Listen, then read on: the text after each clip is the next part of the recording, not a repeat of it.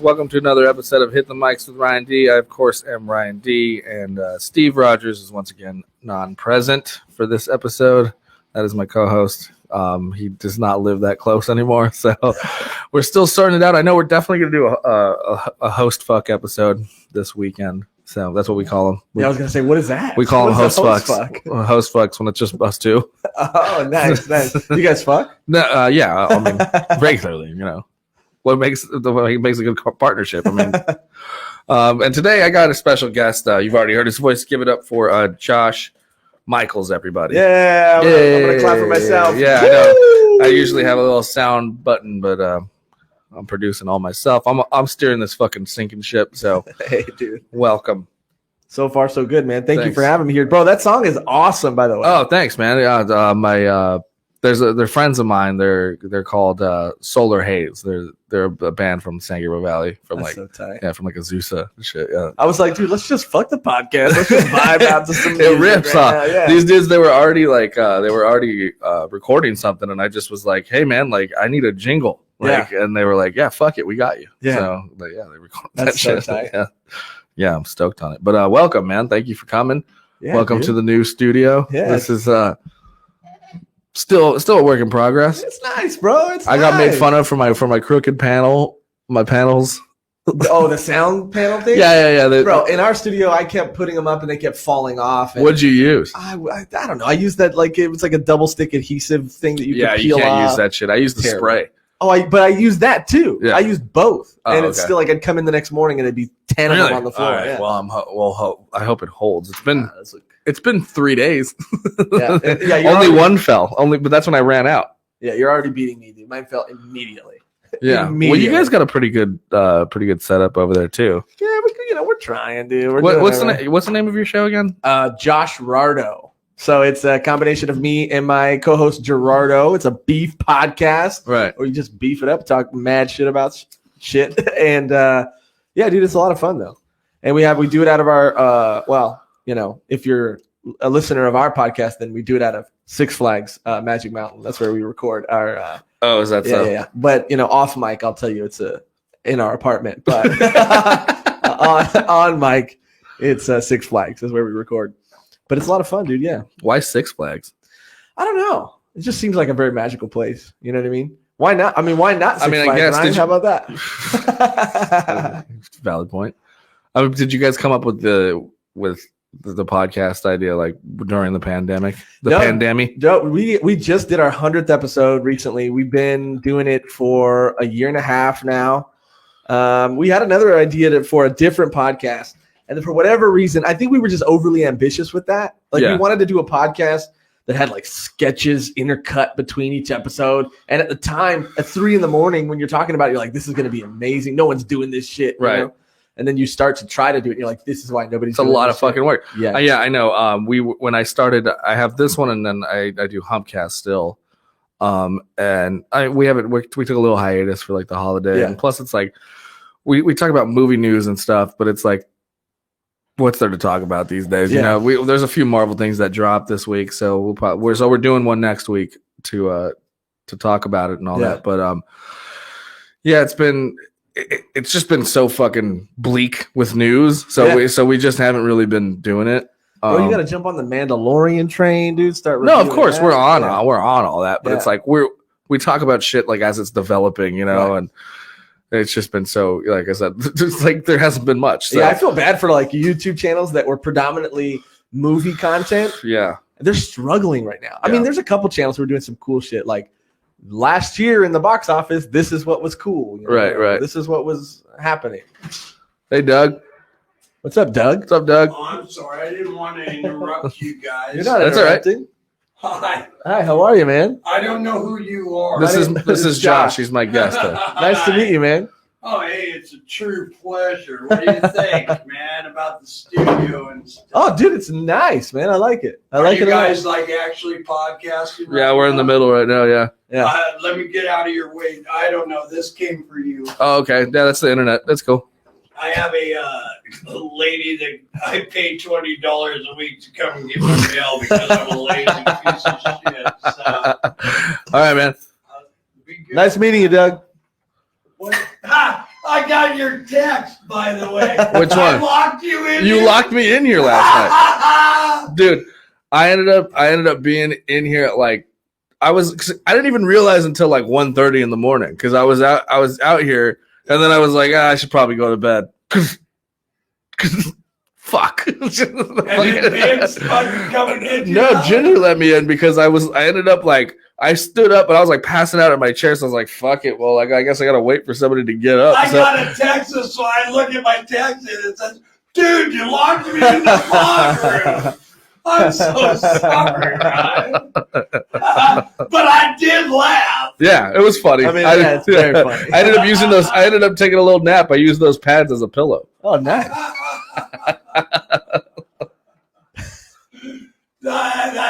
I'm sorry I did. Yeah, don't worry about it, man. It's all right. Brother. That's hilarious. Anyway, that's Doug. I told you you'd meet him. So Doug's the guy you did the podcast with? Yeah, he's the one who wants to produce his own podcast. Oh, nice. Or he wants me to produce his podcast. Nice. But what the fuck was I saying? FamCast. Oh, yeah, Nothing yeah. happening. Yeah. Well, fuck. I forgot what I was going. Where I was. Well, just like because I had just mentioned like I feel bad for YouTube content creators who like only make movie shit. You know what I mean? Yeah. Because now like they're struggling and I mean, some people are handling it pretty well, but other people are like, what are we talking? I'm just gonna review Home Alone again. Yeah, then they do these breakdown videos where they break down like the injuries on Home Alone and Easter eggs or like rewatches and stuff like that, which I still watch. I still enjoy those, but yeah. So yeah, I've been doing that when we do it remote like this, pretty much just like on StreamYard, but yeah, fuck, I forgot what I was getting to. Because I was saying just during the pandemic, like I had started this podcast when I was with my ex last year, so I was doing it in my apartment in East LA, but then I decided to kind of give it a revamp during the pandemic because I was like, well, fuck it, I got space and I got money, so I mean, I had it perfect before I ended up having to move. I cleaned out my grandparents' garage and made it my own little studio. And what's up? I'm sorry. All of a sudden, I can't find my fucking telephone. Did you leave it? I didn't see you bring it in here. No. What I'm saying is I need you to dial my ass up and follow me around. Follow me around. Hold on. I was listening to it in my car, but I definitely can't find it. It's got to be around here somewhere. Yeah, I'm calling. I apologize. Yeah, don't worry, man. I'm calling it right now. You have really nice hair, by the way. You have like great fucking hair. I mean, like, I like guys that, they're like, I'm going to use a comb, Yeah. Me and Ryan, we're like, You got that nice, like, just got out of bed look, though. Yeah, it's that fresh feeling. Yeah, it's natural, dude. I'm calling it. Yeah, here, follow me. I'm sorry, I'm stopping your podcast. Yeah, it's all right. I can always edit it. That fucker talk. I'll keep them entertained while you're gone, dude. Have them on your podcast. I'll keep everybody. Hello, everybody. You gotta talk to my people. Now that Ryan's gone, it's just me and you. This is the podcast that everybody wanted. Just me and you guys. I wonder if Ryan's going to keep any of this stuff in. You think he's going to edit it out? I don't know. Oh, Doug found his phone. Oh, I got to leave Ryan a hidden message. Shit. Fuck. I missed my chance. Well, hey, what's up, Brian? Jeez. Yeah, so. Sorry about that. No, you're all good, dude. So that's Doug. I told you he'd barge in here. You called it, man. You called it. But anyway, yeah. Fucking YouTube people. Yeah. We've been able to make it work with what we could, but like I said, I just I cleaned out the garage. I fucking made myself a space with the green screen and all that stuff. The only thing was it was hot as fuck throughout the summer, so getting people to come in studio was like, first of all, the pandemic, a lot of people didn't want to do it. So we had to do the StreamYard thing, which was fine, which is still good. We got a comment. Brazil. Hi, Brazil. What up, Brazil? What up, Brazil? Man, you guys are sexy over there. From California. Yeah, well, I think it's a dude, so. Oh, wow. Well, the dudes are sexy, too. The dudes are pretty hot. Brazil, baby. Brazil, hit me up. But dude, I mean, it was so hard to get guests to come through when the pandemic first started, and I didn't want to I don't think either one of us, me and my co-host, wanted to do the whole Zoom thing. I definitely didn't want to do Zoom comedy shows. I didn't want to do Zoom open mics. Neither. I didn't want to do any of that shit. And we were safe. We made it work. We, were fortunate enough to have a group of people who were cool with coming by. Yeah. And we just made it work. And I'm glad we never did it because I had to do it for my other podcast. And it was just for a couple weeks. And it was a pain in the ass, dude, having to sync everything up. And yeah. Oh, that's what I was getting to was when we were doing HumpCast originally, you were talking about trying to do all the sketches and shit. And we didn't realize what it took to have multicam shit. So we were just kind of shooting in the dark. We were trying to figure it out. Yeah. So we had a GoPro going, and then because we didn't want to spend the money to get the what's it called? There's a stream pack thing that you can plug into. That's how you get DSLRs. Oh, yeah. So you gotta so we were just not really gonna put any more money into what we already had, and plus we wanted to get video cameras for some sketches when we were doing shit. So me and my friend went in and bought 2 digital cameras, not realizing that they only shoot 20 minutes at a time. Yep. So there's workarounds though, dude. Trust me. Okay, so what we did was we just had somebody hit and record every time. I mean, that's one. So this is and then within those first couple episodes when we were trying to go video, guess who was fucking sitting around until 2 a.m. editing these videos together to put up on YouTube? Terrible. I thought that was that your phone or was that another Brazil comment? Brazil. No, Brazil, dude. No, that was me and my brother. My brother just texted me that Debo died. Oh yeah, I saw that earlier, right before we started recording. Oh shit. Yeah, dude. It's pretty sad. Yeah, that sucks. Poor Debo. Rest in peace, Debo. Yeah, rest in peace. I hope squeaky bike. Yeah, I hope you got a big bike up there. A nice bike, multiple speeds. Yeah, and thank you for making me laugh when you were down here. This just turns into a Debo memorial. Oh shit.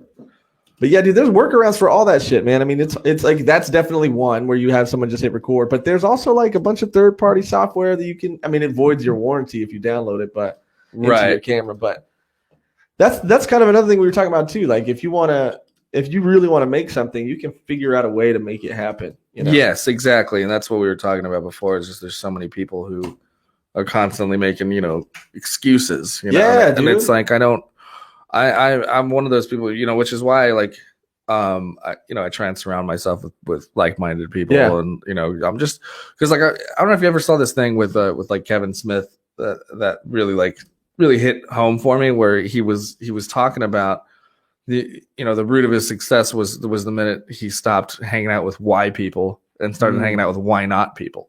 Yeah. And he's and that's just what it is. He's don't surround yourself with people who are well, why would you do that? Yeah. He's surround yourself with people who are I want to make a movie. And they're well, why not? Yeah. No, dude, that's so true. And I feel I don't know, we've all been through different phases in our life or whatever, right? I remember working at a Marie Callender's and just getting blackout drunk every day and then wanting to do more shit. but then everybody around me was like, why would you want to do that? Yeah. You know, like this is the life. And that's that's the thing that's so trippy to me. Fuck, is that me again? Yeah. I mean, this Debo news is like, I mean, it's important. It's the same message. But yeah, no, totally. I know. And like I worked at a law firm, and like that was a real eye-opening moment for me. It was like seeing all these lifers there. Yeah. You know, where it's like I'm only 22 and like and I'm the youngest person in this firm, you know, and then it's like, and all these people, like they don't have the reason I don't get along with any of them is because they can't connect with me on any level. Yeah. Like this is their life. They're here 10 fucking hours a day and I can't wait to get the fuck out of here. Yeah. And so all they have to talk about is work. Yeah. And dude, that's what it boils down to, dude, is like, I hate having a job where you work that job and then you just go get fucked up and talk about how much you hate that job. Exactly. And then you go to sleep and go to that job again. I cannot stand that shit. It's like, even in like now that I've, been fortunate enough to not have to do that or whatever, I, will still date someone from time to time and they'll be in that position. And it's like, I don't care about. Dude, there is nothing worse than dating a girl who has nothing to talk about except what their job. Yeah. Like, granted, if their job is something cool, like if they're a photographer or something in your wheelhouse, something you're interested in, right? Yeah. Like I had a girl that I talk about it. I just realized she got married. I don't want to. Hey, congratulations. That seems to be most of my exes. Like I might be their good luck charm because after they stop fucking with me, they end up getting married. Yeah. What was that? What was that movie? Good Luck. Chuck. Yeah. That Dane Cook movie. Yeah. So I'm gonna pour myself a shot here. Yeah, I feel like I'm a little bit of a good luck Chuck myself too. And more power to these women who get with great guys after me. I'm really happy for them. Yeah. Well, what I was getting to is she worked at Disneyland. I have a bit about it, a joke about it. I'm like, I wish I used to work. I couldn't date a girl who did porn. I'm like, because I used to work with a girl who worked at Disneyland, and on her days off, she never fucking wanted to go to Disneyland. That's pretty funny. That's great. That's great. Could you still not date a girl who does porn? I couldn't date a girl who does porn, but did porn. I could. Okay. Yes. Okay. I could definitely. Yeah. We had this discussion. I've had a former adult film star on this show that I've now befriended. Oh, nice. Very talented. Okay. What does that mean? You're a fan of her work, yes, or you've very much. But she was also very, very, very articulate, very fun to talk to. Very, very. Her name was Felicity Phelan. She's on an earlier episode if you want to check it out. But she was great. She was a great guest. We talked about how one gets into it and all that stuff, and her dating life throughout it and shit like that. And she's like, and we were talking about it. She's like, I don't blame you. She's like, she's like, people I dated while I was doing porn, I knew something was wrong with them. Really? That's interesting. Yeah, she's like, because she's like, I wouldn't be able to do it. Yeah, I don't know, man. I dated a girl who worked as a waitress at a strip club, but I'm pretty sure. There's no waitress I know that's getting $500 tips every night, So I'm pretty sure. Well, and plus they're still like half naked when they're waitresses. Oh yeah. I have dabbled with strippers. And granted, they're not the most stable people, but fun to be around, very fun, and like, but it's like I just don't know if I as much as I would love to tell myself I'd be okay with it, right? Like I don't know if I would be okay with it. Yeah, I don't know why I was thinking about this recently. I think because I heard someone else talking about it, and I was like, I wonder if that's this conversation has come up a lot on this podcast. Really? Yeah. I think. I don't know, dude. I'd have to not probably watch. Well, obviously. Yeah. But at the same time, like, out of sight, out of mind. That's what I'm saying. Yeah. So that's how I feel. But I'd have a better separation between like a dancer, or stripper or whatever than a porn star, Yeah, and it's like, it's so different. And this is a conversation that maybe people have had a million times, but it's like you said with the Disneyland shit. It's like, I don't know somebody who wants to get off of work and do what they do for work. Exactly. Home, you know? Exactly. And to your point, and that's actually what she had brought up too. She's like, yeah, that's the last thing I want to do is have sex after a day shooting. And I'm like, that makes sense. I'm like, yeah, see, that'd be detrimental, Yeah. Well, besides the fact that I'd be thinking about all the dick you've been taking throughout the day, and then don't want mine. Yeah. Oh, exactly. Right. And it depends on what kind of shoot she was on that day. Right. Maybe it was a busy day. It takes a real kind of fucked up person, I think, to really separate those two. Yeah. I mean, you could be an adult about it all you want, but at some point, I feel like being just a man, you're going to be a little jealous about it, territorial. Yeah. As a man who would care, I look, I'm not like an extremely jealous type, but I have my fucking boundaries.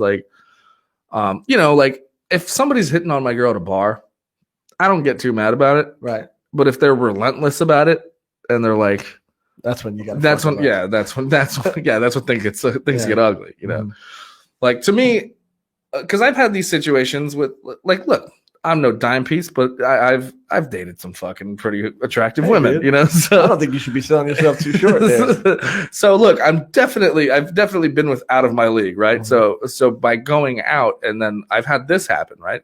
I've been out with this happened in the same fucking day, by the way. Earlier in the day, I was meeting some people in Hollywood with my girlfriend at the time. And we're at this bar on Sunset. It's like this rock and roll bar. I don't think it's there anymore. It's called Loaded. And I go to the bathroom, and this guy comes up to my girl and buys and hits on her, right? Buys her a beer, and then she goes in. He's talking to her, or whatever. And she goes, "Oh, I'm just waiting for my boyfriend. He went to the bathroom." And then he went, "Oh, you have a boyfriend?" He's like, "All right." And he bought another beer. And he left it on the table. He's like, "That's for him." He's like, "Congratulations, good for him." What a cool move. And then he walked away. And so he was completely gone by the time I got back.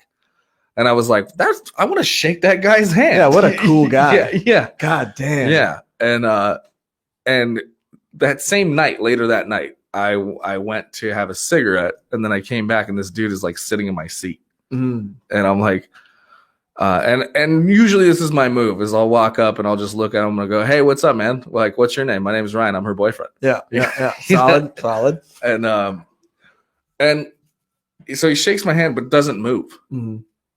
That's kind of fucking weird. Yeah. And so I take the seat, the next seat, but I'm also at a table with a group of my friends, so that he moved out of his way to so then I take another seat, and I can hear what he's saying to her, and it's what is he saying? He's saying shit like, "Oh, that's your man. You could do way better," and shit like that. And bro, you didn't say anything at that point? And no, and I didn't. So at some point, I'm like, but I start getting mad at her for not deflecting it. You know what I mean? Well, yeah. I mean, that's for sure. And she's like, "I've already told him a few times," and I go, "Okay, fine." And so at this point, I've been in a few scuffles in my day, right? But I didn't fight. I was gonna rake the fucking lawn with this guy. I swear to God, I was gonna I took my glasses off, put my wallet and keys on the table, and I just told her, "Wait, meet me in the car." Yeah.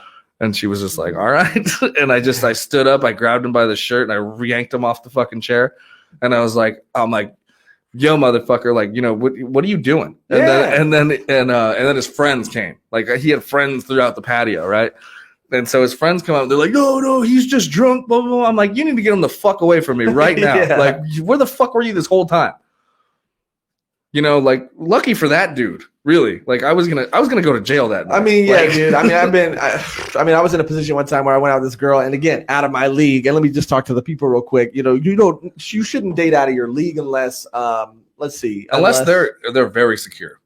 Yeah, unless they're secure, and unless they, love is weird, and love is complicated. Yeah. But I was dating this girl way out of my league. She was kind of she was an asshole. And we were at this bar, and this dude started hitting on her, and we went with my friend Kevin at the time, this Korean gentleman, and he was a great guy. And he had my back. And all of a sudden, they're being very flirty, her and this other guy. They start drinking together. He's buying her drinks, yada, yada, yada. I'm not getting anything. I'm trying to get her to leave. She's like, "No, we're having fun. Let's stay here." I'm like, "All right, whatever." I'm not even tripping yet. All of a sudden, I turn around, and they're he's giving her a piggyback ride or something like that. Oh, come on. It's weird shit. And I was like holding my friend Kevin was like, I'm gonna fuck this fool up. I'm gonna fuck this fool up, you know? And I was like, nah, dude, chill. And I held him back. And then like right as like she got down, like he just like hugged her.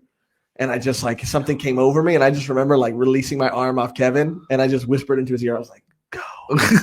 Get in, dude. Get in. Yeah. And then it was like releasing the dogs on him. So shout out to Kevin. Yeah, I mean you need boys like that. Yeah. You know? Because sometimes it's not good form to fight the battles with you. You know what I mean? Even though that's your fight.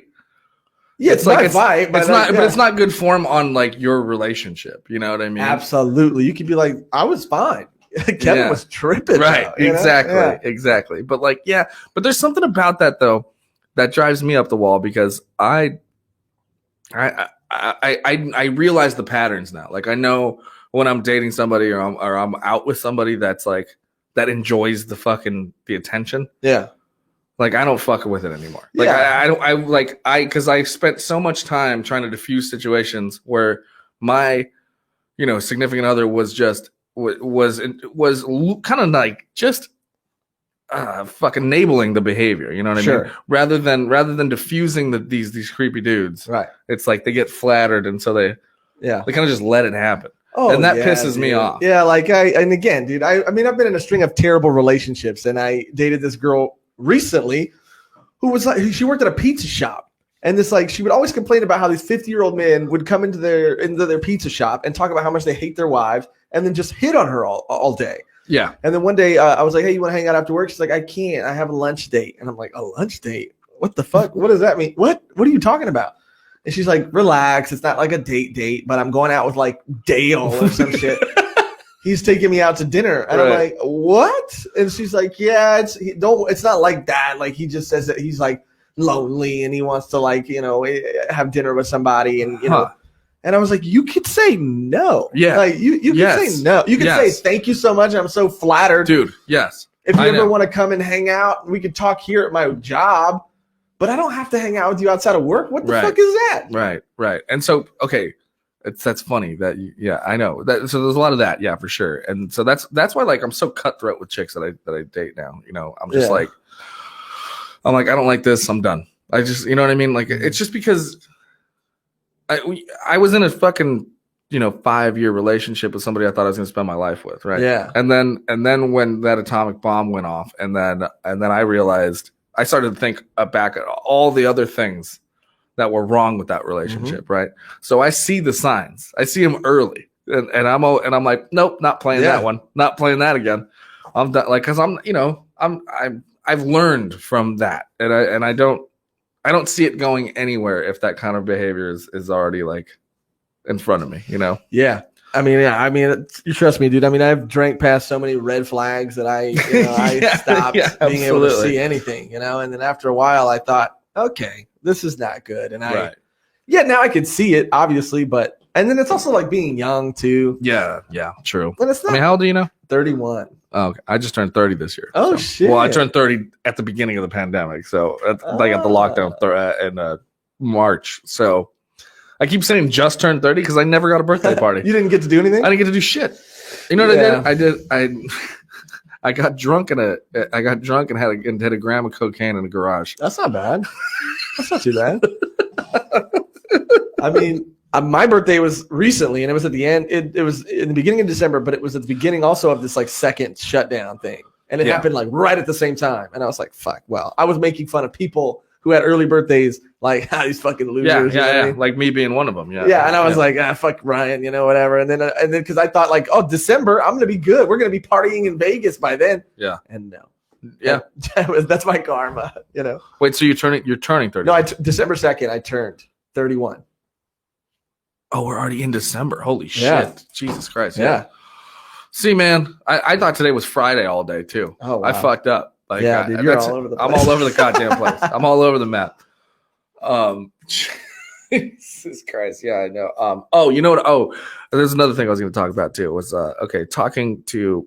So I went and hung out with this stripper acquaintance friend, and her other stripper friend, and we had a great fucking time. Oh, Yes, that kind of time. oh, Yeah. Okay. But we spent all day hanging out, drinking, other things, and then but one of the conversations that was had when we were sitting in the pool, right? And so I'm sitting, I was, and I'm like, I'm moderately attracted. Like I know where I stand on the scale. Yeah, dude. I mean, you look like you could. You're like, I would feel safe in your arms.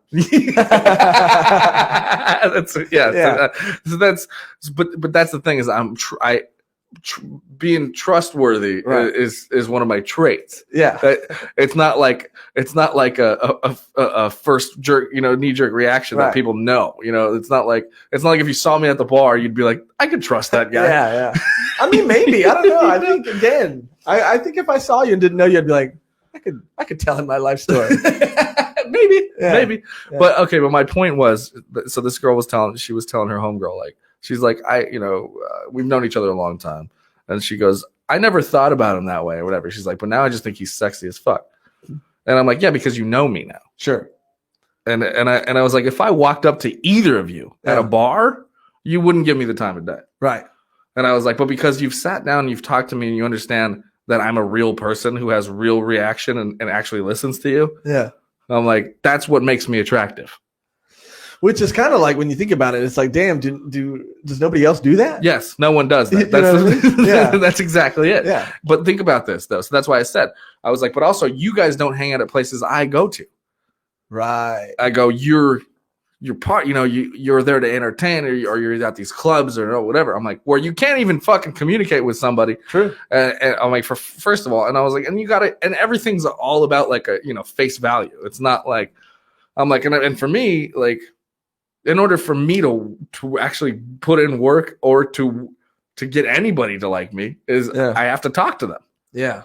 And if you don't give me a chance to do that, then you're never going to know me. Yeah. It's a game you got to learn to master. You know what I mean? I for real. I mean, in high school, that was my game. I was like, yeah, I mean, same here. Because first impressions. I mean, they're like, look, I don't want to. I mean, like, look, I know I'm not ugly, but like, and like in high school, but yeah, same thing. It's just like I was a funny lanky dude. I was awkward looking in high school too, though. Like I was handsome, but I couldn't grow facial hair. I was lanky. This is the best I've ever done. Looks pretty good. Thanks. I was like a lanky, skinny, fucking. I was a drama geek too, so everyone thought I was gay. Yeah. And like, but like, by hanging out with girls and talking and listening and shit, rather than, whatever. You're in high school, you want to fuck anyway. Like that's kind of, but. I don't know. And for me, I don't, and it takes a while to get that maturity to be okay with having a monogamous relationship with the opposite sex too. Yeah. Don't you think? Yeah. Like I'm at this level now where I've had girls over here a couple times and just like, if you're not into it, I'm not into it. Obviously, you know what I mean? Yeah. Like, I'm not going to sit here and try and fuck you all night, and not only that, like, I'm enjoying your company. Dude, 100%. I mean, dude, I had a girl come over, and the plan was to come over and fuck. Right. That was the plan. Right. She got there, and we just started talking and hanging out, and we were like, let's just do this. Like, this is cool. Yeah. You know what I mean? Like, we don't have to do that other thing or whatever. I mean, there's always I've had this conversation before too, where I'm like, I feel like there's always some sort of tension if you want it. Like I you know what I mean? Like if it's already off the table completely, I'll never think about it. Mm-hmm. If it's thrown at me that like this is never gonna happen, don't even think about it. Yeah. Right. Then I'll stop. I'll be like, sure, okay. Yeah. But then if there's always this weird kind of move, you guys start drinking, she's kind of flirty and then she's like, oh, what do you do? And then you know what I mean? But then always wants to hang out. Then that kind of like makes it a little murky. Like I don't know if I could deal with that. Yeah, dude. I'm the king of misreading situations. Too. Oh, dude. And I'll always assume. I don't think so though. I don't know. I don't think so. I think you read them quite correctly. I think they just send mixed signals. I think you might be right. But because I've always been the type of person that will never assume ever that a girl is like interested in me. And I've had that work both ways where a girl that I do end up dating is like, oh my God, you finally got the hint. I was dropping hints left and right, yada, yada, yada. That's what the girl was dating earlier this year. She's like, I can't believe I was hitting on you all of like New Year's Eve. And I was like, when? Yeah. What are you talking about? And then I've had girls do more than that girl who said she was trying to flirt with me did. And I go like, hey, I think, maybe we should like, go out and do this and do that. And they're like, no. And it's like, okay, where's the line? Yeah. Well, it's I mean, I hate to be this fucking guy, but I feel like it is really tough for guys to kind of get that right reaction or that right idea of what we're getting here, Yeah. And so like I don't understand why it isn't necessarily like acceptable to just be like, what are you doing? Yeah. Because I've done that before. Yeah. There was when I was with my ex last year.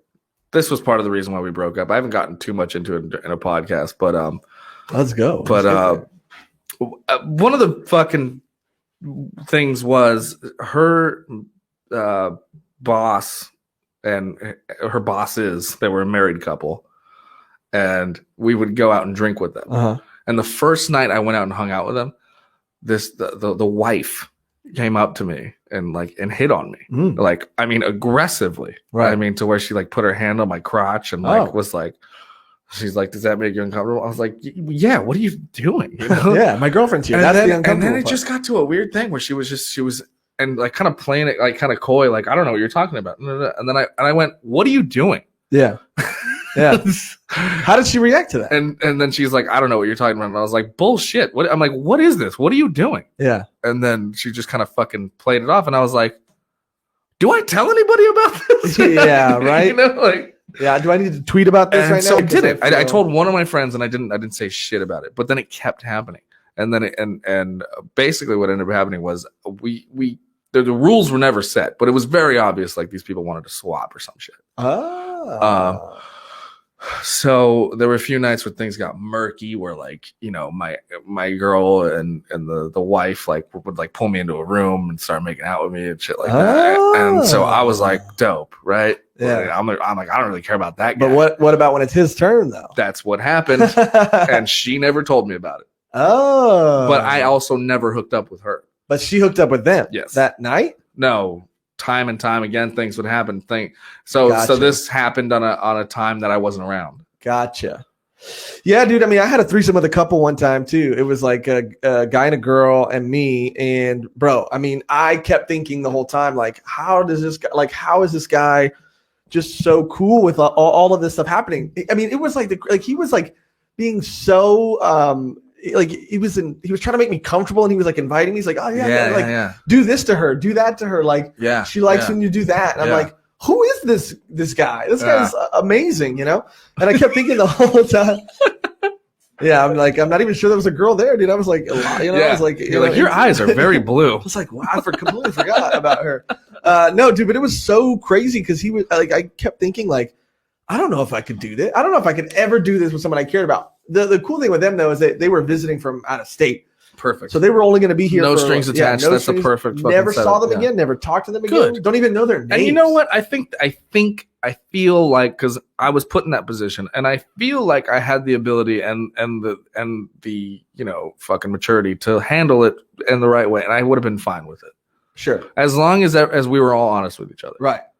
And that's obviously not what happened. Yeah, because once you start doing all that other stuff, I mean, that's when it gets bad, and then that's when it's like, okay, well, is it okay to do it with this other guy too, and this other fucking guy at the bar, and this other guy? I mean, there's a lot of people who do it and make it work, and there's a few people that I know that do it that make it work, But the thing is, I could never be in part of their circle because they have their own fucking thing going on. Yeah, and you know what I mean. And I wouldn't want to do that anyway because that would make me uncomfortable. Yeah, and you gotta, if you're gonna do that, and like you said, I know a lot of people who do it. I mean, one of these girls I used to work with, so one of the coolest girls I've ever known to this day. She's just awesome. Me and her were friends, never attracted to each other in any sort of way, but we would always just hang out and get drunk together.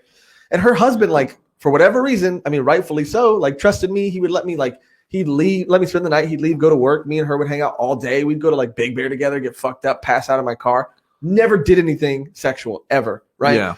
But they had a open-ish marriage where they were allowed to like they would go and they would mutually hook up with one other person. They'd bring him back from the bar, and then they would hook up, the three of them. But the rule was like, you can't do this without me. Yeah. Like his rule for her or her rule for him, I forgot, was like, I have to be the one to pick the person. Sure. To ask. Like they had rules, and it was something that they discussed. Yes. And it worked. They were the happiest couple I fucking ever hung around. Now, do you think that is something that's completely just like we just don't understand it and we can't make it work because these people have somehow cracked the code?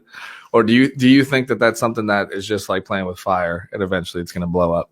Dude, if you would have asked me before I met this couple, I would have said playing with fire. But now I feel like they just, I don't know where it comes from. It could come from just like how they were raised or like their confidence or their security with each other. And maybe we're not like either or. Maybe we just haven't met that person yet, who makes us feel that way. But I mean, well, it's all about being. But the bottom line to me is finding somebody who's honest with you that makes you feel comfortable and makes you feel like you're still a priority. Like, yes, even if they are even if you are fucking other people. And when that guy would fuck other girls with his wife, he never like exchanged numbers with them. He never talked to them. That's where it gets murky. Yeah. That's the problem.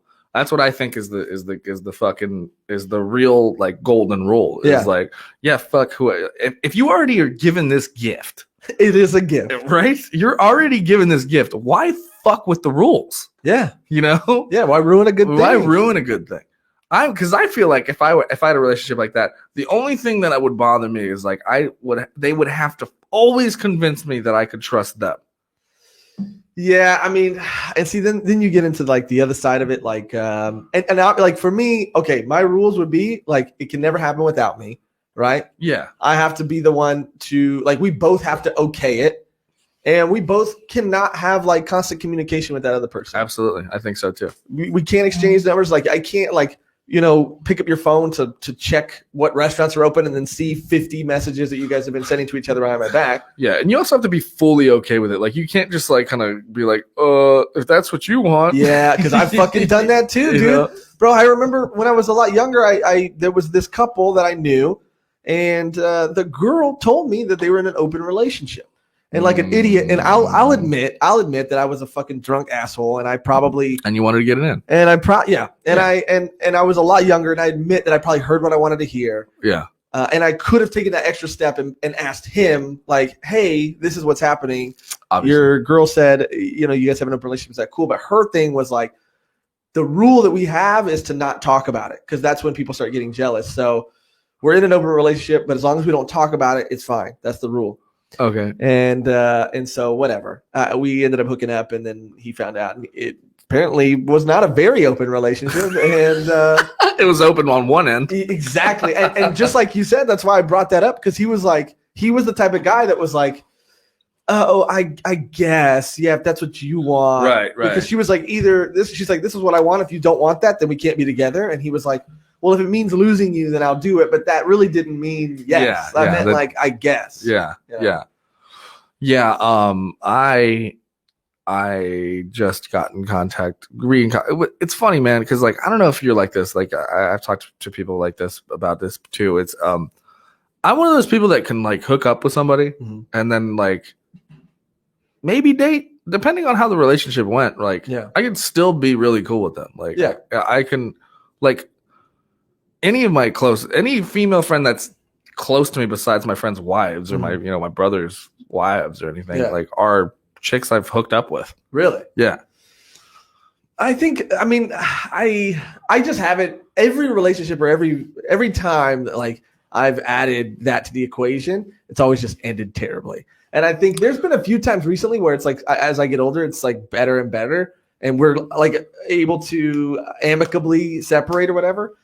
But for me, it's like, you go do whatever you're going to do. I'll go do whatever. I don't hate you. If you need help, I'll be there for you. But I'm saying as long let's just say like because what scenarios I'm talking about are like, okay, like I have a friend that she's now sober. She's being what is it? What's it called when you don't have sex? Oh, abstinent. Yeah, so she's being abstinent too, right? And we've kicked it a few times, and I thought maybe we maybe sure, right. And she made that very clear, right? Okay. However, we used to fuck in my early 20s all the time. That's time though. That's like enough time. So that's what I'm saying. Yeah. So, but now we're homies, now, like, it's like, I know what it is. Like, if she hits me up to kick it, like, I'm like, cool. Yeah. I'll pick you up. We'll go get some fucking food. I mean, we'll go to the skate park or whatever. Like, it's not. But what I'm saying is, because I've already been there, that tension's not there for me. Right. So, like, I could just go with the flow because I never will want it if it's, you know what I'm saying? Yeah. I get that. And I mean, I guess I've just never been in that situation. I mean, there's another friend we were talking about,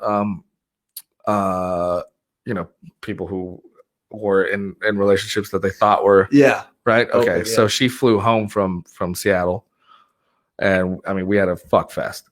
Damn. And, but we were always pretty much platonic friends. Sure. But like we were chatting and shit, like while she was out of town or while she lives with her, I mean, now I think husband.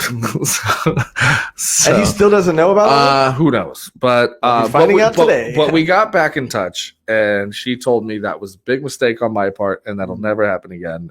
But I still love and respect you, and I still want to be friends. And I was like, well, yeah.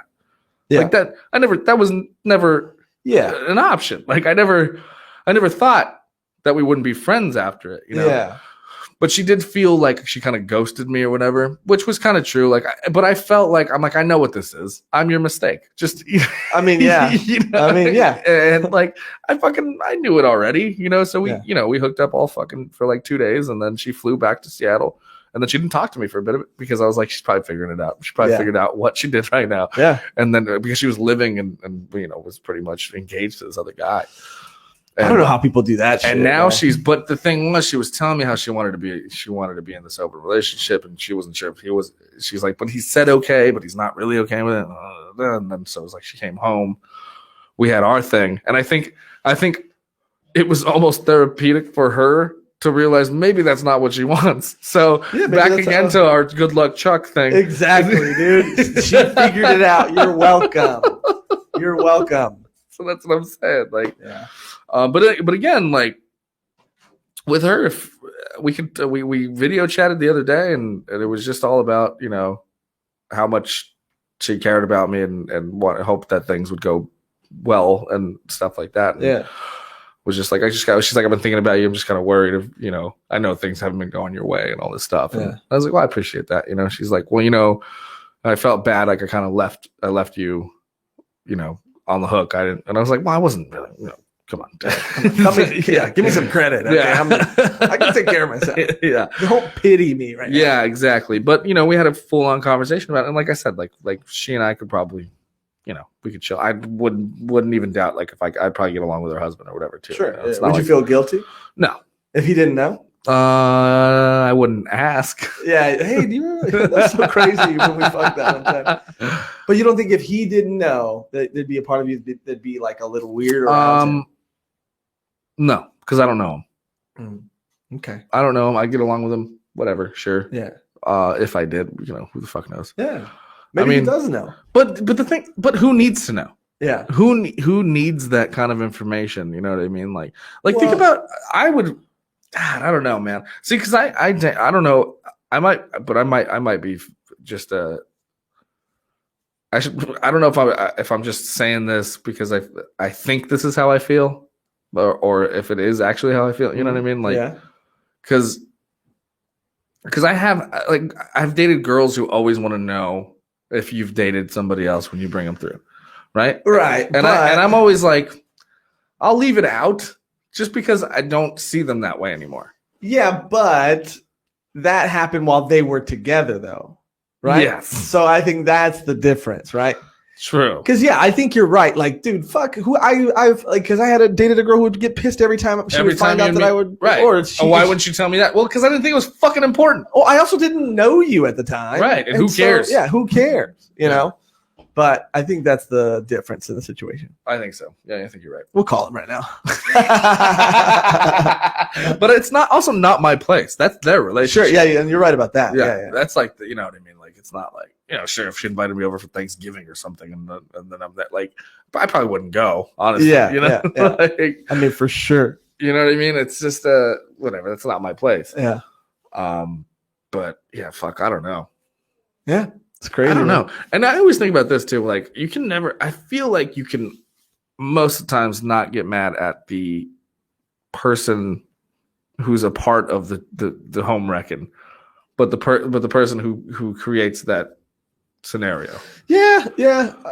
I another story I found out a girlfriend of mine was cheating on me, and I called the guy. I found the number and I called the guy, and we had a very nice conversation. Yeah. Yeah. And I was like, bro, because apparently, according to him, he could have been lying too, but he had no idea about me.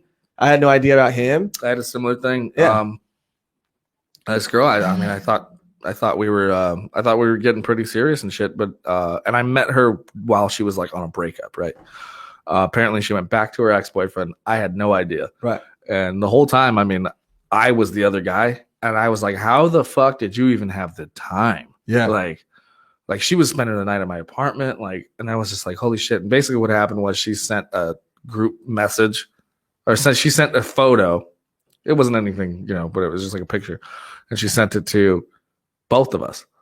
Oh. But she had like an Android. An Android separates them, so they go to two different. But I had an iPhone, so my iPhone turned it into a group message. Oh. And so I texted back, and this guy goes, "Who the fuck is this?" Oh shit! And I went, "Who the fuck is this?" Yeah. And she's like, "Oh fuck." Yeah, and she went, "Shit." She's like, "Whoops."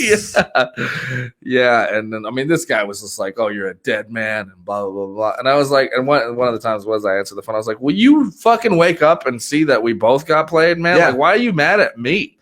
Yeah, dude, this guy who I talked to was the fucking, again, like the nicest dude ever. He was like, I told him what happened, and he was just like, well, that fucking sucks. And I was like, yeah, dude. I was like, yeah, it does suck. And he was like, I mean, I feel bad for you, because he was the other guy and I was the boyfriend, right? And he was like, I mean, I kind of feel bad for you, dude, because you've been dating her for like longer, and you've been doing this and blah blah blah blah.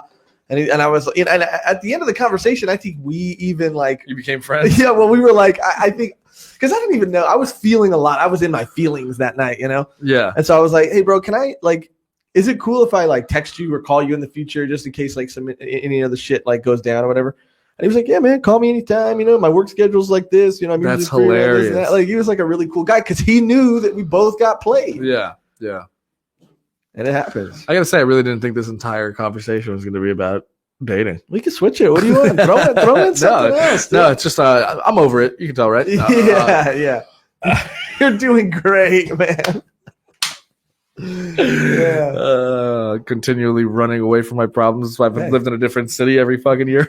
Every time you break up, yeah, I fucking leave. It's a solid strategy. It really is, because I want to just be like, fuck it, I'm done. Well, yeah, dude, I think if more people did that, then less murders would happen. You know what I mean? There we go. Every time you watch because I fall into this YouTube rabbit hole of like unsolved murder cases, or like even like murder mysteries. Yeah, it's always somebody close by. Yeah, and it's always like they're always dating somebody else in their same neighborhood, and then something happens and they have to murder. Well, that's what it is. I'm evading a murder charge. Yes, you're doing the responsible thing, and you're just getting the fuck out. Which is what we always say on our podcast: don't kill your family, just abandon them. Yeah. Okay, abandon your family, never murder them. Yeah. And you can live by those words. Thanks. You made me feel better. Yeah, dude, you're a hero. Yeah, you're doing the Lord's work, man. Oh my god, are you one of those dudes who watches like a lot of those murder porn shows? My roommate got me into it. And I never ever watched it, but we found a couple YouTube channels, 2 YouTube channels specifically that do it really, really well. Yeah, and they come out with like, first of all, I never knew how many murders were happening because this guy's got a new episode every week. Right, and they're put together pretty well, and he tells the story pretty well. It's kind of interesting, man. Yeah, murder happens a lot. But they always get caught. Yeah, but some of them almost don't get caught. Yeah, but then they fuck up because there's a part of them that still wants the credit. Well, yeah, there's 2 kinds of people, right? There's people who are fucking idiots, and then there are people who are what you said, right? People like, there was this one guy who was planning on murdering his ex-wife and her new husband, but he lived, I don't know, Ryan, kind of very far away, and I don't know if that's why you're moving so far away, but no, he lived in a different state. He rented a car to go drive, so it wouldn't be with his tags or whatever. Perfect. To go drive hours to their home, kill them, drive back. That's how you do it. Which seemed like a solid plan until he got like a flat tire or something on the way there. It was like, let's say it's a 10-hour trip. He was like 5 hours in and he got a flat tire. And the cops pulled him over because he was like outside of his car doing shit. And they asked him a bunch of questions. And they're like, what are you doing out here? And then they found out that he's like 5 hours away. He lives 5 hours away. Yeah, long story short, he ends up saying, okay, well, the cops, they know that I'm out here, so I got to go home now. And instead of just saying like, maybe I'll postpone the murder, he went back like a couple days later. And so, of course, the cops with the body cam were like, hey, we actually have footage of a guy who lives in that same area who was driving suspiciously this far. Yeah. And it's like, if he wouldn't have got pulled over that night, or if he would have maybe just waited 6 months, he could have got away with it. There was one more crazy one. There was another guy who killed his roommate. And the only reason he got caught was because he went to the public library because the police confiscated his computer and everything. He's like, go ahead, I have nothing to hide. They couldn't find anything on this guy. This guy was going to get away. And the only reason they found out it was him is because he went to the public library and he Google mapped this random location like 50 miles away where nothing else was around. And the cops were like, why would somebody just go to a public library and Google that spot? And they went there and her body was there. Oh, my God. And it's like, if he wouldn't have done that, he would have gotten away. So I'm saying, like, a lot of these people are just idiots. Well, why did he Google Map?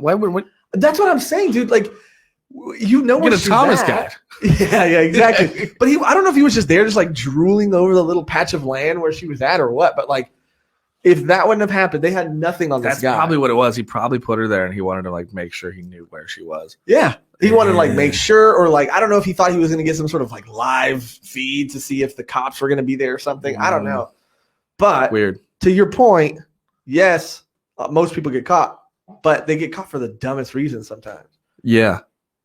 And I'm not saying this to condone any of this behavior, but, just, think about it, think about it. Wait. What did he say? Do a 187 murder, death, kill 187. What? Murder, death, kill. Okay, he goes do a 187. Oh, on a cop. I guess that's what he was saying. He said that was Jesus stopping him from killing his ex-wife. I mean, well, Jesus didn't stop him from going back a second time. But he still did it, right? Well, he went home and then came back and did it again. Yeah. But he actually killed her. Yeah. Oh, so she's still dead there. Yeah. She's very, very much very dead. Very dead. Very dead. Oh, man. So fuck. I know I talk to every comic about what's going on, but what's going on?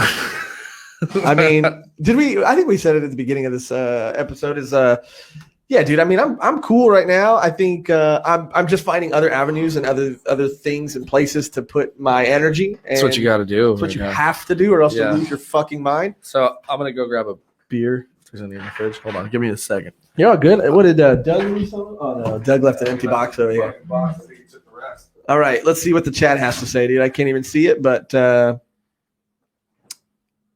can't. I wish I could read what you guys were saying, but. I mean, one guy said... No, Doug actually graced us with more beer. Oh, shit. He took the box out with the empty one. Fucking Doug, dude. What a great guy. He's a great guy. Yeah. Anyway, yeah, so I'm trying to... I have my fucking peaks and valleys, man. It's like I'll be happy about the podcast. I'll be happy at where things are going, like, mentally and shit. And then it's like, I'll be like, I gotta do stand up. And I'm like, I fucking can't though, And then it's like, I've been spending all this time promoting myself to other people and sending, like, I have like a 30-minute video that I never released. And I'm sitting here, I'm sitting on it. Like, I'm like, it's like 40 minutes. Like it's my ghetto special is what I call it, So I'm like, but it's good. Yeah. And I went through so many years of like, I did it 3 years ago. 2 years ago, and I was like, I hate it, and then I'm like, now I think it's good, and then I'm like, now I fucking hate it again, and now I'm here, and I'm like, it's good for what it is, and I'm like, and it's pretty solid, and I'm like, I should put it out. Well, yeah, did you put it out? Not really. I send it to people just to kind of enjoy it, I held it so preciously because it was like all my material, it was like almost an hour of all my shit, so. at a dive bar, at the Silver Dollar. I did a special event where I sold tickets. I locked the doors and I had fucking cameras and shit. And I pulled it off. I was proud that I did that. It didn't come out the way I wanted it to. Mm-hmm. That's why I was so fucking like aggro about it. But times passed. I'm like, it's still fine. Yeah, I mean, that same thing happened to me, dude. I filmed a half hour at the Chatterbox in Covina. We had like multiple cameras. We had like it was a packed show. Like they were turning away people at the door. Yeah. We had like nice sound equipment, and it's out now. I ended up putting it out. What'd you do? How'd you put it out? I just put it out on YouTube. So it's just free on YouTube. Yeah, it's just free. So I have it on YouTube, but I have a private link. Oh, see, mine's public. So what I was thinking of doing is like putting it up on Patreon. Oh, okay. So that like people could give me $5 for it at least. Sure. Something like that. Yeah. I just wanted more eyes on it. I just wanted as many eyes on it as possible but to your point, the only reason I bring it up too is because I did the same thing you did. We filmed it a year ago. Actually a year ago. It was on my birthday last year. And I, in my toughest critic, and I saw it and I was like, I don't think I'm going to put this out. I could have done this. I could have done that. I could have said this. I could have said that. And no, you're good. I was just really hard on myself, and I looked at the footage. And, as we are. Yeah, and I was like, I don't think I'm going to put this out. And I just that was it. I was not going to put it out. And then fast forward to obviously everything happening that happened with the pandemic and everything. And my friend, who's an editor, who helped me film it, he got coronavirus, and he was like quarantined at home. Oh, shit. And he was like, dude, I'm so bored. Like, I can't go anywhere. I can't do anything. Like, I need to work on something. I need to be creative. Yeah, and he's like, send me that footage and I'll cut together everything for you because I'm just so bored. Yeah. And he is an editor, and he did film it, right? Yeah. So I was like, all right. So I edited mine I did it all myself. You did? Yeah. Well, I have a friend who's like a writer-director. Mm-hmm. So I had him as my director. Right. But he and I pretty much, actually, I did all the editing myself. Right. Yeah. But I sent it as I was sending in the footage, it had been a year since I had done it. And I looked at it again, just like you said. And I was like, oh, that's not as bad as I thought it was. Yeah. I don't know why I was being so hard on myself. Like, I think this is pretty cool. I'm actually pretty proud of this. Like, I'd love to put this out. And so I sent it to him. He cut it together, and then we released it. And I could have maybe tried to put it behind a paywall or something, but I just wanted as many people to enjoy it. I already wasn't going to put it out. And then when I realized that it was something I was actually proud of, I just wanted people to see it and enjoy it and hopefully like it. Yeah, so I'm definitely going to do something with it soon because it still holds up and it's still very relevant. Like, but like you said, yeah, I mean that's the struggle of an artist, right? You're never satisfied. Yeah, it's never good enough. But like, yeah, I think for me, I think it's just we come up with these expectations of what we want it to be. Like you have this like idea of what it's going to be, and then we don't have the means or the budget to do exactly what we want to do. Yeah. So we kind of have to like grasp at shit that we're capable of, and so you just make it for what it is, and so it's disappointing sometimes, but yeah. Yeah, I'm pretty proud of it. I think it's a solid set all the way through, and I just showed my roommates it today, and they fucking loved it. But I mean, yeah, that's great, dude. I mean, I say fuck it, dude. Just put it out. I mean, as more time passes by, the less it might. I don't want to say. I think it'll always be funny, but I think it'll stop. It'll be less relevant, maybe, or it'll be. Yeah. Yeah, and I think right now is the time. Yeah, you just reminded me I got to fucking do something with it because, like I said, it's solid, and but I need money, man. Yeah. Like, I mean, not to fucking toot my own horn for very long, but like I just last year, I mean, I made so much money doing stand up, and not that I do it for the money, but like to be somebody who was like paying my fucking rent on stand up, and then all of a sudden I don't have any sort, you know what I mean? Like it feels weird doing it for free again. Yeah. To where, because like I felt like I had finally broken that threshold. Like I was like I even for, I'm not even saying like I was making big money. I'm just saying like I wouldn't go out to a bar show for anything less than $20. You know what I mean? Like it was like, just because I need gas. Like it's like I know I'm good at this. So if you want me on your show, I'll need at least 2 free drinks and fucking gas money. Right. Like at least. Yeah, minimum. Yeah, and and I used to fucking get upset with people to come out and who would like ask for payment for coming out and doing the silver dollar and stuff. But like, well, I mean, I did that show twice, and you always gave us free drinks and stuff. Yeah, beer was always on the house. Yeah. And if you stuck around all night, I always tipped out the tip bucket. Yeah. So so that was like way more than a lot of shows do. Yeah. Some shows don't give you literally anything.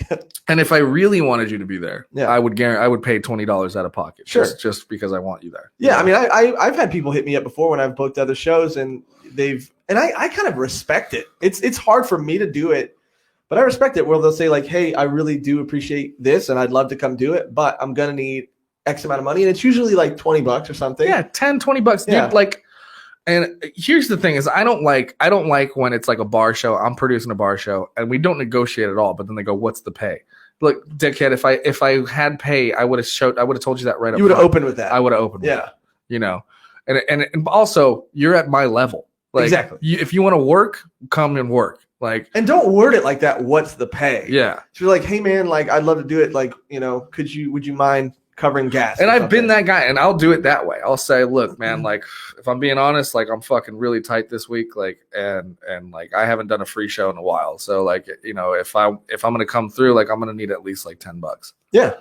And I don't think, like I said, like when I got that message from a guy who I, respect, I mean, I respected that too. Like, yeah, this guy knows what he's worth. And the truth is, like, I truly. And what's $10? What's $10 yeah. for fucking? I'm doing 10 minutes of my A material for you at your fucking shitty bar show. Yeah. You want me there because you want a good show. Yeah. And what's $10 out of your pocket to get me there? Yeah, and really, it's crazy because like if anybody else who's not a comic is listening to this conversation, they're like, really, they're $10, But it's like, yeah. I mean, because I guess what I'm assuming is that some people might be thinking like $10 is nothing. Like, why even bother asking for $10? But that's gas. You know what I mean? That's my ride there and back. Yeah. Like I'll legit be doing spots all week long, dude. Yeah. And so if this is a booked bar show, like I'm gonna need some sort of compensation to get there. Otherwise, I can't make it. Like it's more like it's costing me money to get there. You know what I'm saying? Like, whereas like if I'm gonna do that, I may as well go to an open mic at a club. I mean, definitely, dude. And I think sometimes you get bogged down with like, fuck this person, fuck that person, because it's a lot of like, sometimes egos can get involved. Yeah. And I don't think that I'm worth, I'm just asking for $10. Yeah, no. And I'm on your side, but I also think that like, even sometimes people can think like, oh, I thought we were homies or whatever. Like, yeah, and I'm guilty of that, but I think it's because because I know, like flipping the side. So like I said, like I'd be a little more respectful about it, So I started asking about it. I would start saying like, honestly, if I'm gonna roll out, like I'm gonna need, some gas money because it's like I'm cruising out like to Hollywood every fucking night, and my tank is on empty. I don't get paid till next Friday. So like, if you want me on the show, like, and love to do it, and if not, then I can't do it. Yeah, and that's not to say that like I would ask that of every show, but there are certain shows and certain. I mean, if it's a ways out of the way for me, you know what I mean? Like because the last one I bailed on because of that was like out here, and when I was living in El Monte, right? And I'm like, that's an hour drive for me, dude. Like, and I got I still got to drive back and forth to work every fucking day, So not to mention the mics and the like you said, all the other times, all the other shows, all the other mics, all the other things you're doing. Exactly. It adds up, and you don't get paid for those things. So I mean, you get paid for working, but not for going to a fucking open mic. That'd be nice. Yeah. But yeah, I think that's super reasonable. Yeah. So that's and that's where I got. That's why it was so it was so heartbreaking for me because like 2019 was like my year, man. Mm-hmm. Like I did two long trips of like going down like up and down the coast, like just all on my own merit, like just booking. San Francisco, fucking Sonoma County, San Diego, like going back and forth, Fresno, Bakersfield County, all that shit, right? Like I did 2 weeks just going back and forth like that, and it was like, it felt fucking great. And it was like just selling merch, just getting donations, just all that, like, free beer, whatever. Just enough for me to just sustain myself on the trip. Yeah. And then to come back with some money still, So it was like, by me doing that and then coming back to LA and like realizing like, no, people want to pay you, you just got to ask. I mean, yeah, dude. I mean, that's the same thing. Like, I'll do commission work from time to time too. Like, I'll draw people, podcast art for people, or just like random things for people. And because it was something that I love doing, it was so weird for me to like charge people. Yeah. And even asking a certain amount of money for a certain amount of money was hard, because I would always, I don't know, you always think your own things and you have your own thoughts in your head that aren't real. And you always think someone's going to be like, really? X amount of money for that? You're not that good. Chill out. You know what I mean? Yeah. Or you hear, so you're always like, well, it's because of that too. But and then there's also this like dog eat dog fucking like, universe that we live in where, comics love to shit on other comics and they like to put you down, but it's like when I feel like there's a big difference between arrogance and confidence. Mm-hmm. But it's a fine line, I know the difference, like I know I'm not being arrogant. I don't think I'm asking for much. And I don't think, but I know what I'm worth, Yeah. Like I know I'm good at it. I know that I know I get paid somewhere for it. Yeah. So, which means there's value to it. Yeah. So by me asking for money doesn't fucking necessarily mean Yeah, it's way different than like demanding something or like, like you're like, here's my writer for me to come. Yeah. See, but that's the difference is like, I wasn't demanding it. It was just like, hey man, like these, like, cause I even talked to, I was trying to get some pretty big heads through a few of my shows. And most of the time they were gracious, and also I got some pretty big names that I'm pretty proud of to come through just for fucking $30, $20. Yeah, you know what I mean? Like, and I was talking to a few, like I was talking to Earl Skakel, so I semi know Earl, not, we're not like friends or anything, but I was talking to him about it and I wanted him to come out and do my Roadhouse show in Milwaukee. And I told him I'd give him $50. And he was like, that's just out of my way. And he's like, I'm kind of just over doing those things. And he's like, it's nothing against you. He's just like, I've just kind of made a choice to just. Sure. And he's like, and I'm sure your show is fine. He's like, I'm sure it's a fun show. He's like, I've just decided, like, if I'm going to go out there, he's like, it's just kind of not worth my career anymore. Yeah. And I was like, fair. Yeah. That was a solid and articulate way to tell me no, but here's why. You know? Yeah. And not to like, I mean, he covered all his bases and he said what he had to say, and it's hopefully the honest truth. And you have to respect that. For sure. I'm sure you do. For sure. I do. I mean, if I was, look, I mean, I haven't been in the business as long as he has. And so I feel like one day I'll get there, where it's like, I'll just be like, you know what? It's not worth it for me. Yeah. Yeah. I mean, it's so crazy too, when you're at this like sort of in between. I mean, I don't know, dude. I feel like I've kind of really been, and I don't want to like shit on anybody who's like really been going through it or anything, but I feel like I've kind of been at least hopefully making the most of this whole pandemic kind of thing, because I have to, dude, or else I'll lose my fucking mind. Yeah, or else I'll go dude, crazy. Absolutely, yeah. And so, I mean, I've just thrown all of that energy into podcasting and making videos, and I still get commission work from time to time. But I actually like, and I miss stand up. I super miss it. And I've done a few outdoor shows here and there, and they've been great. Like, and every time I do it, like I am kind of on a high afterwards for a couple of days. Like, damn, that I fucking miss this, you know? Yeah. Then that goes away, and then I kind of think back to all the things that I would do, and I think to myself like, man, I can't believe I used to drive, all the way out here for 2 minutes of stage time, you know what I mean? Or 3 minutes, right? Every Tuesday, or I would do that multiple times a week. Like, I look back and I mean, there are things that when comedy comes back, which it will eventually, no matter how long it takes. I mean, those are things that I'll still do again, but I don't think I don't know. It did put a lot of things into perspective. And you talk about value, it made me like realize like not even what my value is, but like also other people's value. We put people, especially in this like community, right, on pedestals because they have this credit or that credit or then this and then that. Right. But then there's some people who like when this went away, like they went away. Yeah. And then you're like, oh, okay, that's kind of interesting. That's like, and that to me is like really with all that creativity and with all this like, these like, I guess like fans that you say you have or this thing that you say you're doing, like, it shouldn't be enough for just this to take it all away. Yeah, I agree. Know? I agree, which is why, but that's also why that's why I'm struggling so much, because I'm like, I know I have this drive, right? But then it's like I get so fucking discouraged sometimes that I'm just like, well, what's the fucking point?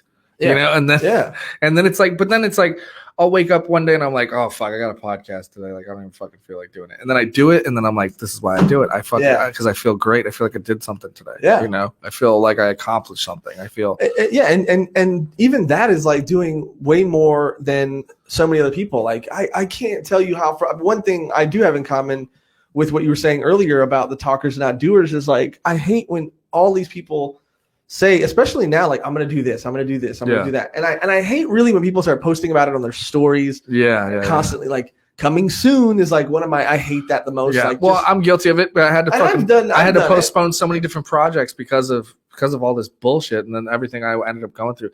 So it's still coming, guys.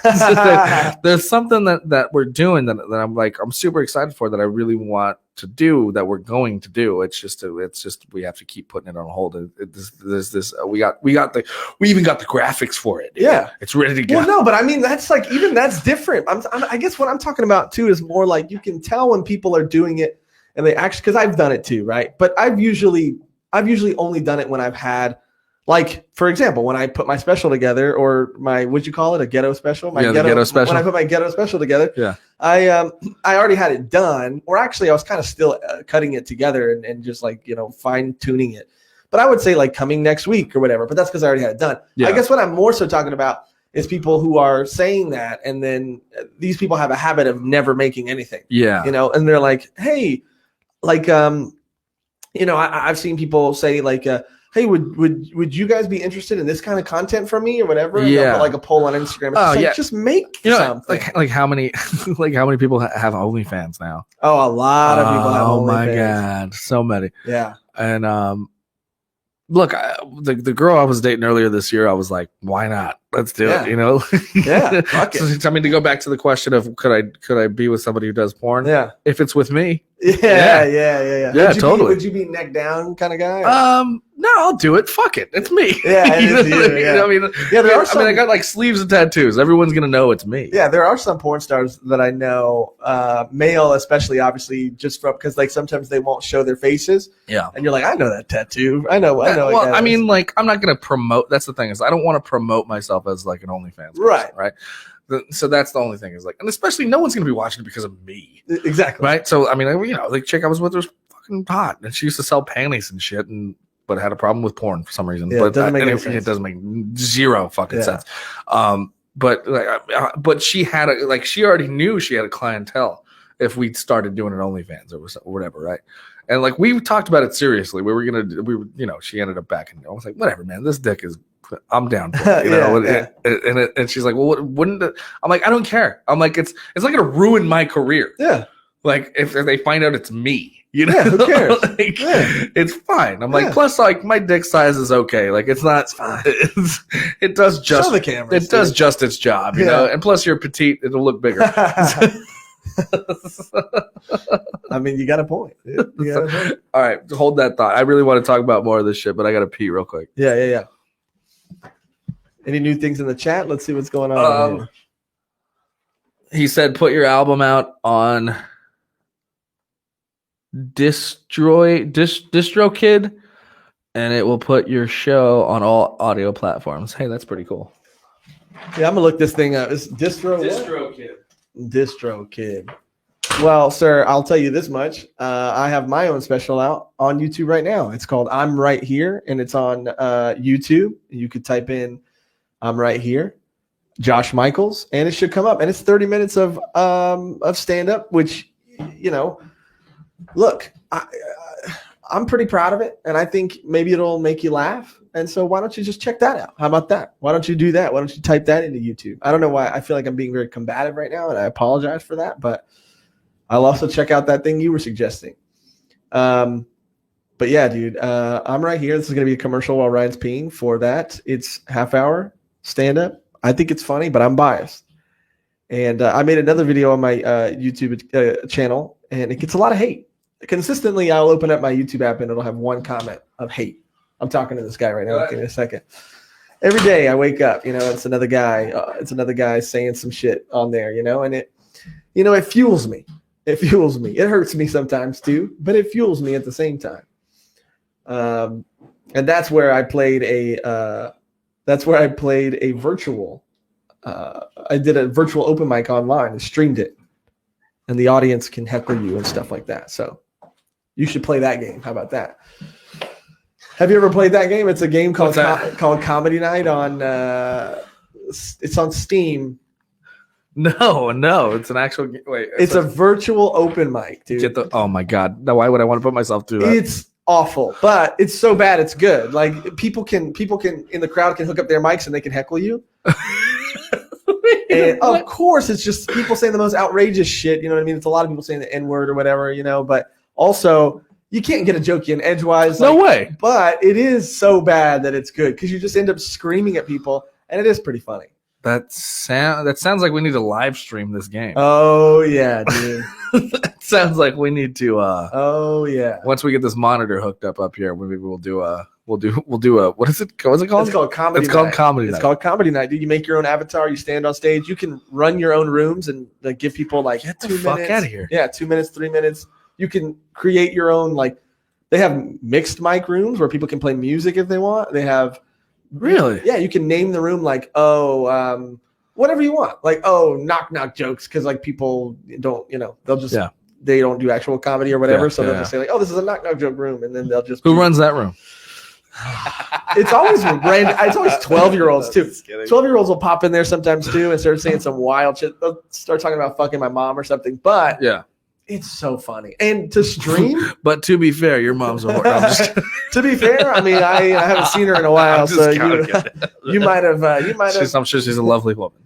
She's a lovely woman, but even lovely women, especially lovely women, need to be loved. So if you're gonna fuck her, make sure you just take care of her. That's all. That's it. Make her come. Yeah. At least. Yeah. At least. You can't just say you're gonna fuck my mom and leave her. Yeah, that's right. And leave her out to dry. You take care of my mom. Yeah, you take care of her.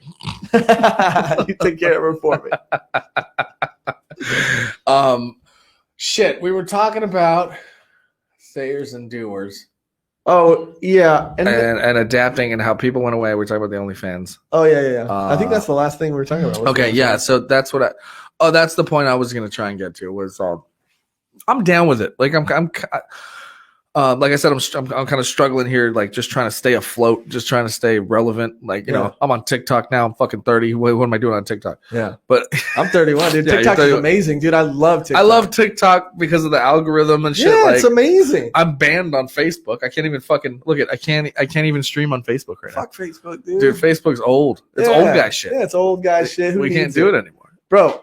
TikTok is better than Instagram. I'll say it. I mean, I go on TikTok because it's a bunch of people I don't know. Yeah. And on my Instagram, it's people who I know. And so I'm like, fuck that guy. Fuck that guy. That's exactly right. I mean, because Instagram fucking changed their whole thing to now where it's like the people you most interact with are the ones that are up on top. And it's like, those are the ones that I see those all the time. Yes.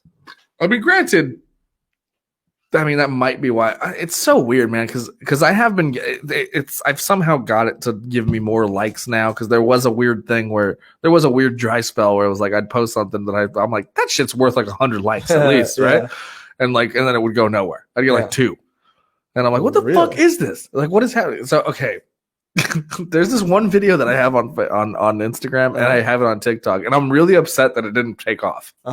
Because what is it? I want to see it. It's a Sonic commercial. And I was watching Sonic. I was watching TV, and so I was at my grandparents, and they have the fucking little TiVo thing, right? Yeah. So they're talking about the fucking the ice cream blast things that they have, and the girl goes, "New ice cream blasters, blah blah blah blah. It's a party in my mouth." and then I just and then it cuts to me, right? It's the TV, and then it cuts to me, and I go, and everyone's coming. And then I just look at the camera and I'm like, how did they not think about this? That was the tagline. And only 5 people liked it. That's disrespectful. I was like, come on, man. That's disrespectful.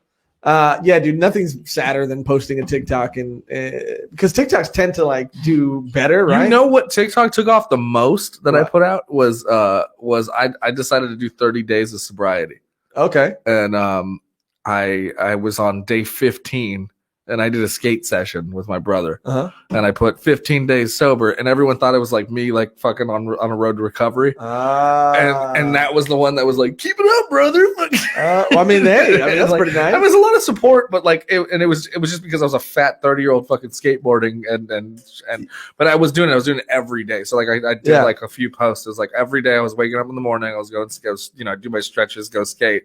And I was waking up early because I wasn't drinking. So I wasn't drinking. I wasn't doing anything. So yeah, it was like a 30-day sobriety thing. And that was the one that took off. I mean, dude, the ones that do take off when you see the amount, like the first one I think I posted that did really well. I was like, something's broken. My phone's broken. This is not possible. Right. Like something is wrong.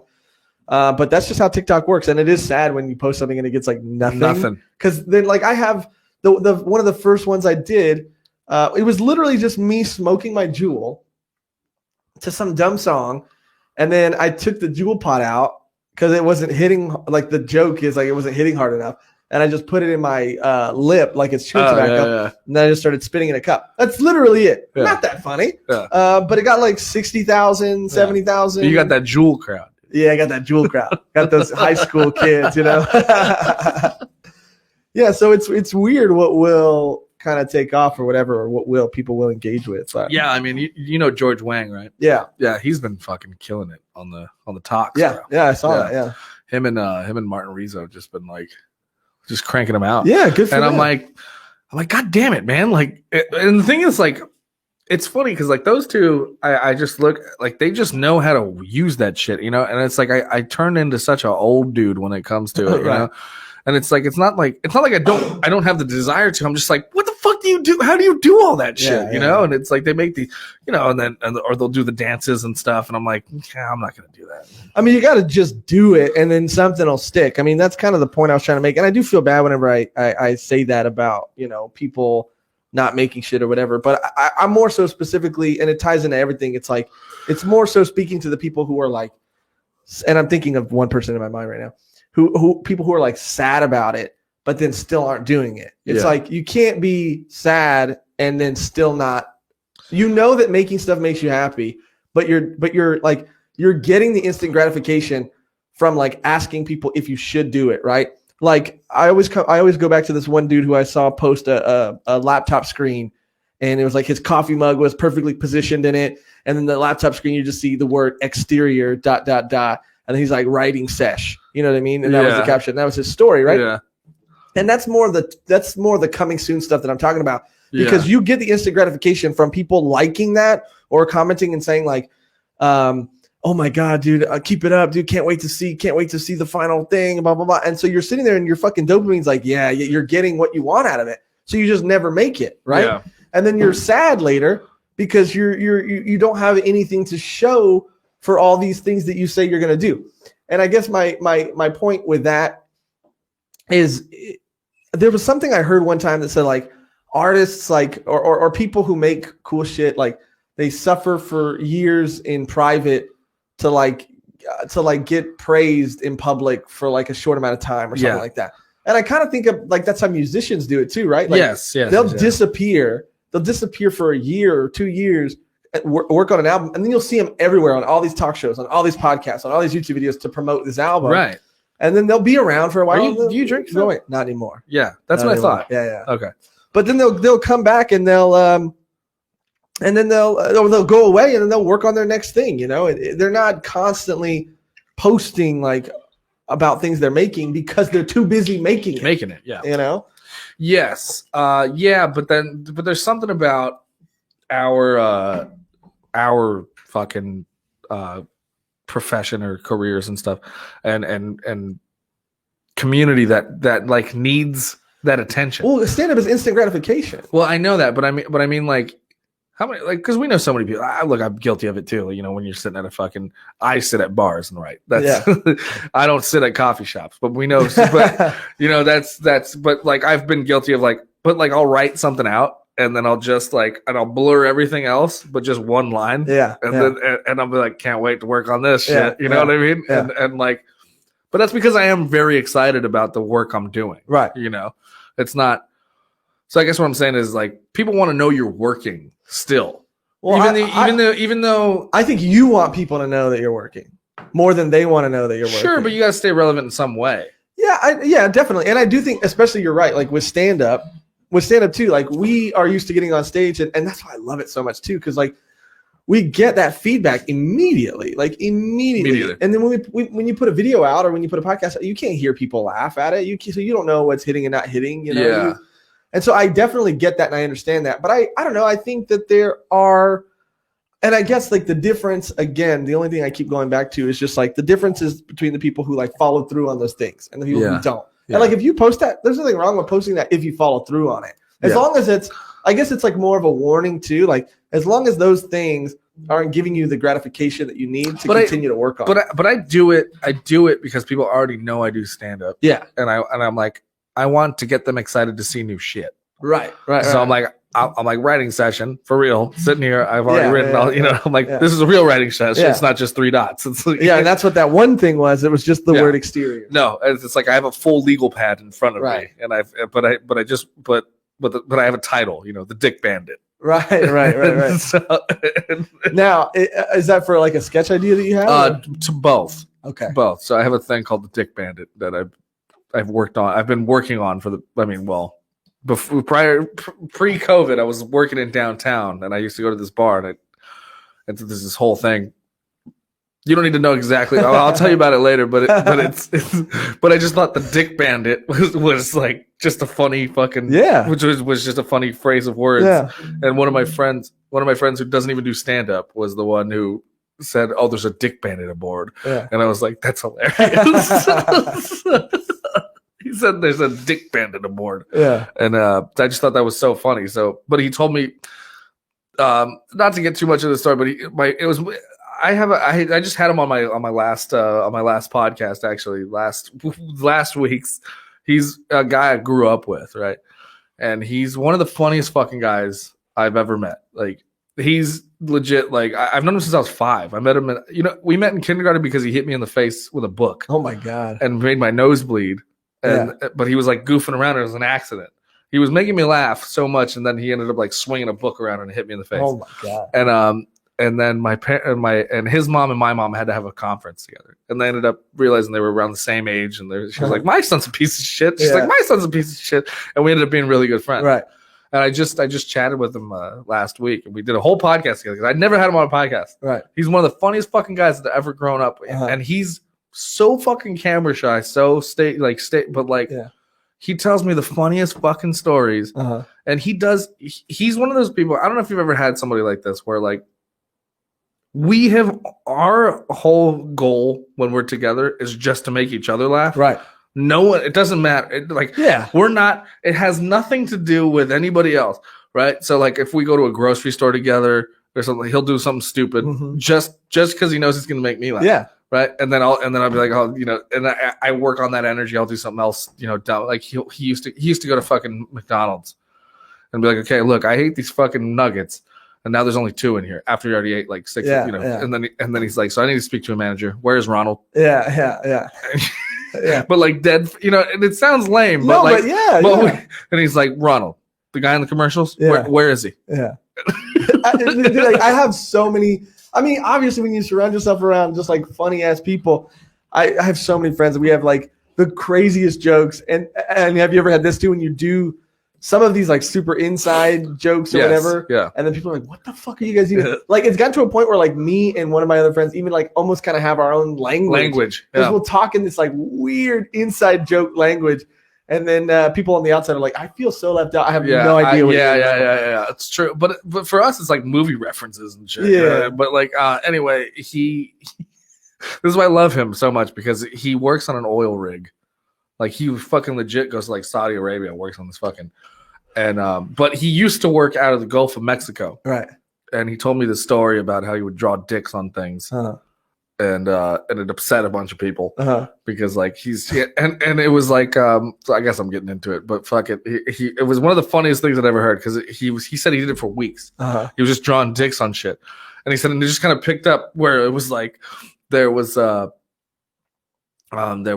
fucking like there'd be dust on something, he'd just draw a dick, right? Yeah. He's like, because I have no friends on the. He's like, I know these guys I work with. He's like, but like.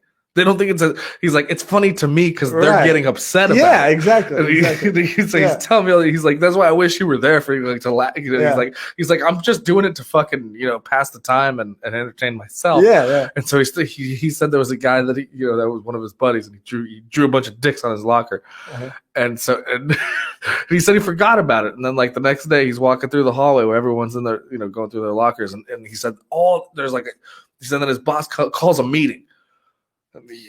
Everyone in the office or whatever, and he walks in and he's like, "What's going on?" So he walks in, he's like, "What's going on?" And then he said the guy who had the dicks on his locker, he goes, "You didn't hear? There's a dick bandit aboard." Oh my god!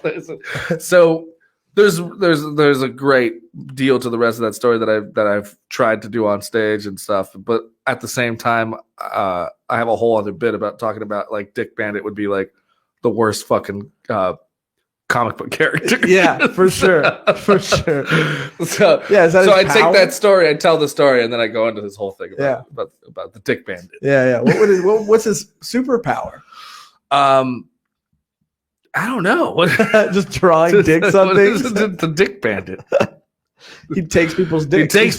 I always thought he had like dick nunchucks. Oh, that's pretty cool too. Yeah. Yeah, you call him like Mr. Steal Your Dick or something. You know what I mean? And he comes and he comes through and then your dick. No, okay. So here I thought the Dick Bandit was just a giant dick, just with like raccoon fucking bandana. Okay. So he's the Dick Bandit. And he walks with giant testicles. Yeah. But people are terrified of him because he's a giant dick with. Well, yeah, that's terrifying, dude. Have you seen a dick up close, dude? They're awful. If I watch a porn and it's 2 HD, I'm like, oh, yeah, that's true. That's true. I need to, You know what? I've been starting to get into porn with like average dicks because I'm tired of the monstrosities. I've never been into like the monstrosities, but stuff that's like, it's like, come on, man. Mine's like at least half the size of that one. I mean, I've definitely seen them, but I don't like seek them out. Like I've seen some monster. Monster dicks, and they always try and put them in these tiny women. So I'm always like petite girl, regular dick. Yeah, let's do that. I like that. Yeah, I'll have that. Yeah.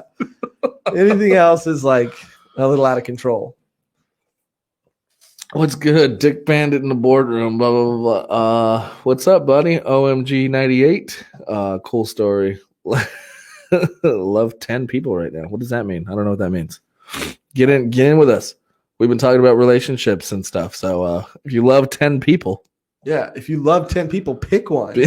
And hopefully they're the one that or love all 10. Fuck it. I mean, we were talking about that too. And hopefully one of them likes you back, because if not, then, that's not a good ratio. That's true. Or at least, that is true. Hey, I'm going to talk to you about something. Yeah.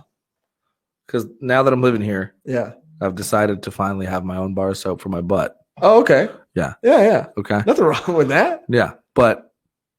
So, but the only reason why.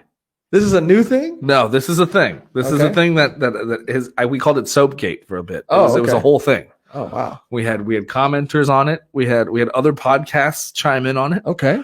I was living at my grandparents' house, and I was the only one with the bathroom. Me and my girlfriend at the time. Right. All right. And I had one bar of soap. In the bathroom. And then